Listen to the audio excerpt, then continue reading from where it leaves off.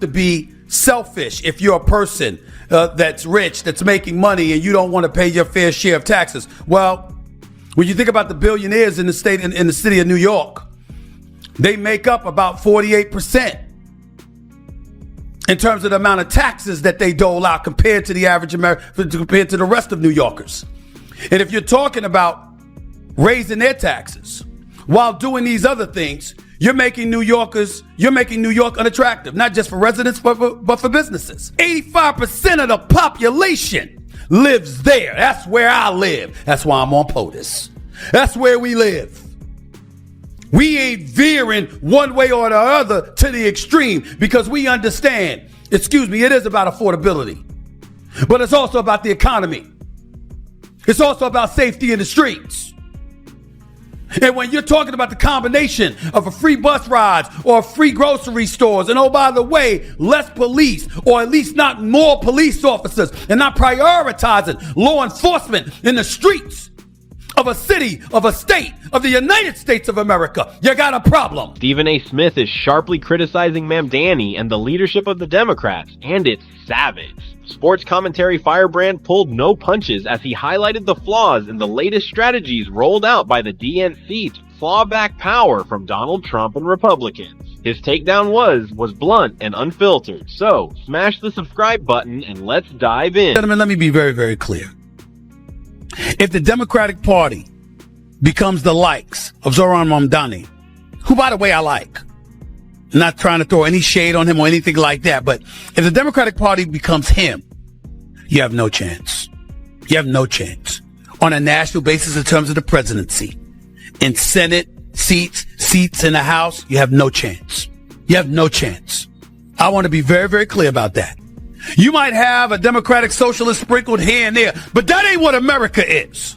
America's about capitalism. America's about dollars and cents. America's about an economy, a flourishing economy. Okay? And you know what it's not about?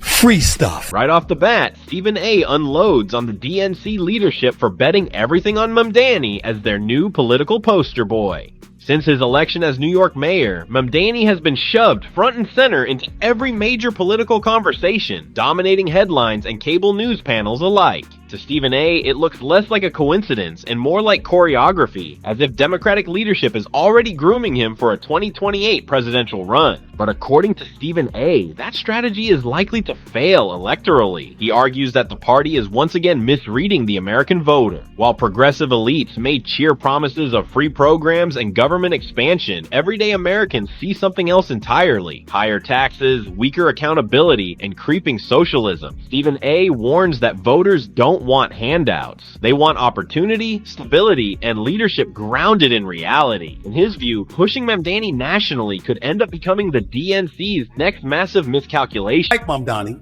I'm looking forward to interviewing him. He's promised to be on this show. But I'm very, very concerned about some of the things that he said.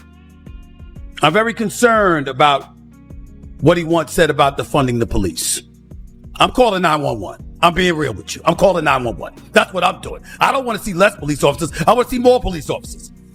I heard him talk about mental health experts in the subway system. I don't care about that.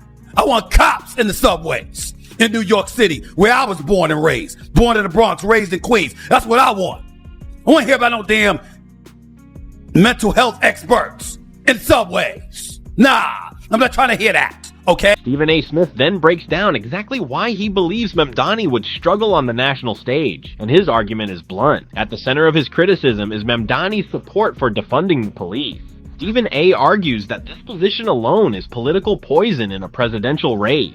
According to him, Mamdani has pushed for replacing police presence in New York subways with mental health professionals rather than trained officers. While that idea may sound compassionate on paper, Stephen A. warns it's wildly disconnected from reality. Subways are high-pressure public spaces where safety concerns are constant. Removing law enforcement, he says, sends the wrong message to criminals and leaves everyday commuters exposed. Stephen A. stresses that public safety is non-negotiable for American voters. When crime becomes personal, ideology disappears. In his view, policies that weaken policing don't project empathy. They project instability, and that's a gamble no presidential candidate can survive. Percent tax on the rich.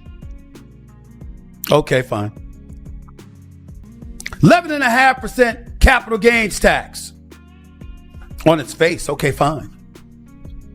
Free buses. Free grocery stores in each borough. Really? Really think that's going to work? Ladies and gentlemen, we're at a crossroads in this nation. And there's no way to slice it. And the level of vitriol that you see amongst the American citizen is because, God forbid, that you have a difference of opinion. It's not enough to agree.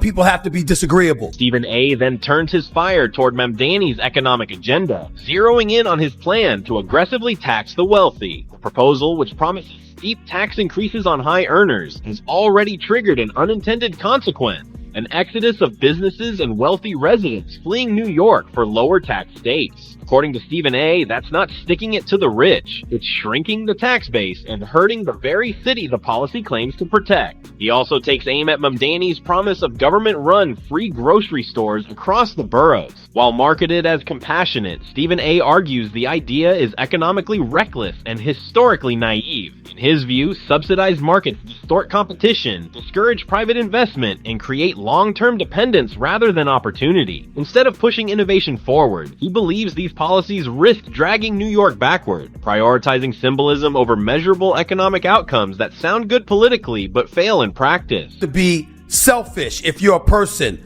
that's rich, that's making money, and you don't want to pay your fair share of taxes. Well, when you think about the billionaires in the city of New York, they make up about 48% in terms of the amount of taxes that they dole out compared to the average American, compared to the rest of New Yorkers. And if you're talking about raising their taxes while doing these other things, you're making New York unattractive, not just for residents, but for businesses. And if you make it unattractive for businesses and you compromise the ability to be the capitalist that these people are, then they take their businesses elsewhere. So the money that they paid on their homes or in rent, they move out of the city or the state. Businesses follow. And ultimately the tax burden falls on to New Yorkers out there. Already, thousands of people are fleeing New York City for one simple reason: they want to keep more of what they earn. As taxes climb higher, wealthy residents and major businesses are choosing to relocate to friendlier states, taking jobs, investment, and revenue with them. The result: the tax burden doesn't disappear. It gets dumped squarely on middle-class and working New Yorkers who don't have the luxury of packing up and leaving. Critics argue that instead of stabilizing the city, Mamdani's policies are accelerating its decline. As money exits, services weaken, neighborhoods empty out, and economic momentum slows to a crawl. What's left behind is a shrinking population forced to pay more for less. According to Stephen A., this is how great cities decay, not overnight, but gradually. In his view, unchecked taxation and ideological experiments are pushing New York toward long-term economic decline, alive in name only. Freezes, which is also something that Mamdani pushed. Is that really going to be plausible? Are you really going to be able to freeze rent? Or are you going to end up hiking it? Because you don't have enough people here to pay it. Tax revenue, where you getting that from? See, these are all the kind of things that we have to connect the dots and ask ourselves. 1 + 1, does it equal 2? Is it really plausible that these things are going to happen? According to Mayor Hochul, 90% of the stuff Mamdani said he can't do on his own. He got to come through her in the state legislature in order to get it done. Is he going to be able to do that?